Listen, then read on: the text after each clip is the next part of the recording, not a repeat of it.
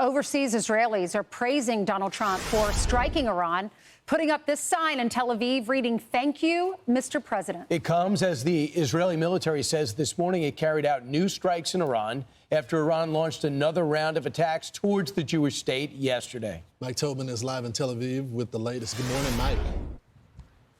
Good morning, Lawrence. Israeli warplanes are back in action in the skies over Iran, picking off targets at will. In fact, the Israelis say they've fired some 100 missiles over the past 2 hours. Among the targets hit, they have followed up the U.S. strikes at the Fordo nuclear facility, hitting an access road at the Fordo nuclear facility, preventing the Iranians from going back there. They hit command centers for the Revolutionary Guard, a headquarters for a corps called the Alborz Corps, and they continue to hit the old jets and Cobra aircraft that are sitting on the ground, part of Iran's very old fleet of aircraft that didn't seem to get off the ground when the attack started. A top Iranian diplomat spoke in Vienna. He became another voice, Iranian voice, vowing retaliation.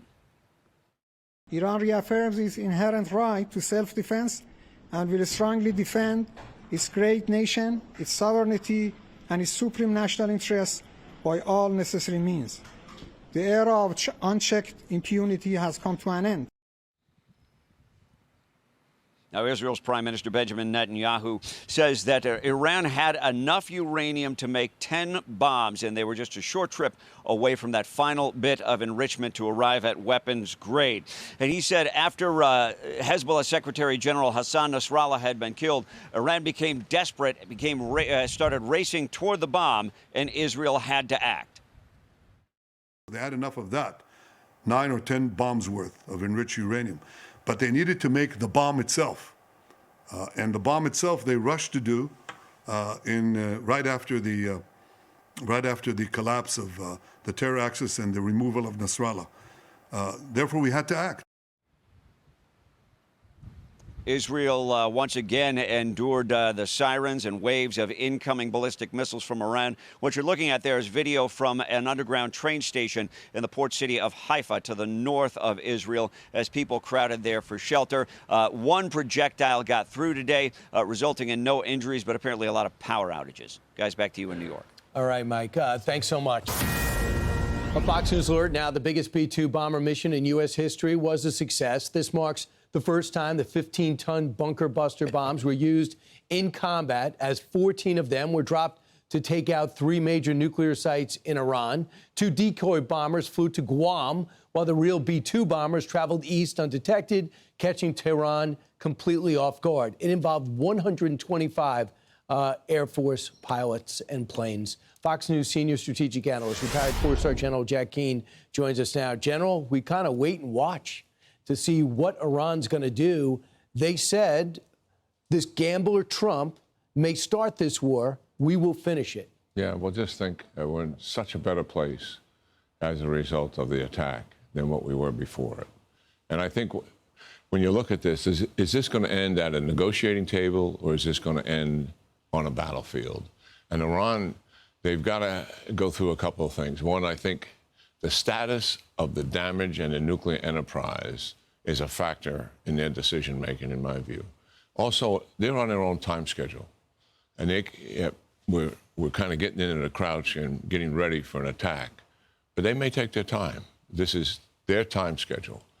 And I think when you look at the options they have in front of them, one is to come to the negotiating table. And if they did that, the Trump administration is going to insist on what they never did before. They would have to voluntarily dismantle whatever is remaining of their nuclear sites, verify that with independent inspections. But I think the Trump team would put much more on the negotiating table in terms of guarantees for the future. Complete dismantlement of their entire ballistic missile infrastructure. This is manufacturing centers, supply chain, the launchers, the stockpile, whatever they have left. And then the other thing is that would provide us an opportunity to stop supporting proxies, period. This is over. You're not going to support proxies anymore in the region if you want this kind of a deal. And the last thing is, not only are you not going to support it, but you're going to stop your malign and aggressive behavior. In other words, you're going to change your behavior completely in the region. And then, and only then, will we insist on a ceasefire. And then and only then would we put on the table sanctions relief, which is something they would want. So go ahead. I mean, that is the deal. And when it comes to time, do you think there's pressure on them to show that they do have a pulse? Because even their surrogates are doubting whether it's worth their while to defend the mothership, Iran. And when it comes to the JCPOA, when some people keep saying if we didn't tear up the JCPOA, that allowed those ballistic missiles to still be manufactured and used. There was no attention to that at all. And the proxies, I don't see them ever shutting off the proxies. That seems to be their lifeblood. Yeah. Well, a couple of things. First of all, the JCPOA, they allowed them to have a threshold capability, which is close to 90% weaponization in 2025. That's this year. In 2030, they allowed them to have as many nuclear weapons as they wanted. That is, and people forget this. I know. This is why we walked away from the deal. The deal was supposed to prevent them having nuclear weapons, and the deal permitted them to have nuclear weapons. And that is why President Trump tore the deal up. Here's the other options that are remaining for them. They could just continue to fight with Israel. Their ballistic missile supplies are dwindling. You can see there's been minimal attacks on Israel in the last 48 hours. But they could continue that. No attack on the United States, no attack on Arabs in the region. They could do a limited but symbolic thing to deal with what you're suggesting. There's humiliation among the elites and the power structure. People, 80% of them, The ones that are still alive. the people that are trying to survive Israeli attacks and the rest of it. That's where their primary focus is. But when they have time, they're going to be delighted the fact that this regime may be on its last steps. And then the next option, and in that limited response, it was very similar. They could do something similar to what happened post-Qasem Soleimani. Iraq and Syria, we have bases there very close to Iran. They can move rockets and missiles over there, and the militia could take care of it, or they could attack themselves with some ballistic missiles, which is what they did.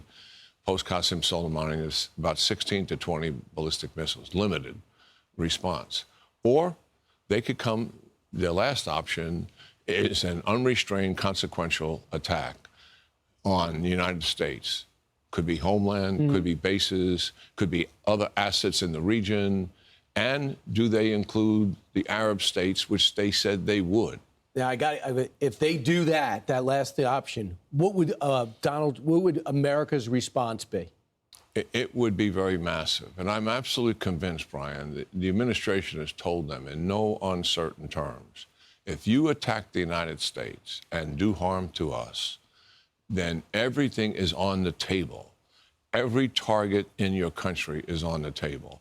And now let's assume most of the nuclear enterprise is gone, the ballistic missiles. We would finish off whatever needs to be finished off with those two targets, whatever needs to be done with the military. And I believe the civilian leadership targets would be on the table. And I believe they've been told that. And if they want any economy left, oil and gas really not touched? If we destroy the oil fields and gas, they're done. That was my omission. Oil and gas would absolutely be a primary target. Fascinating time. General, thanks so much. Appreciate it. We'll see how this unfolds. We did report earlier that there's a shelter-in-place order at the U.S. Embassy in Qatar, and we'll follow that. Thanks, General. Yeah, great talking to you. Absolutely. Meanwhile, I'm Steve Doocy. I'm Brian Kilmeade. And I'm Ainsley Earhart. And click here to subscribe to the Fox News YouTube page to catch our hottest interviews and most compelling analysis.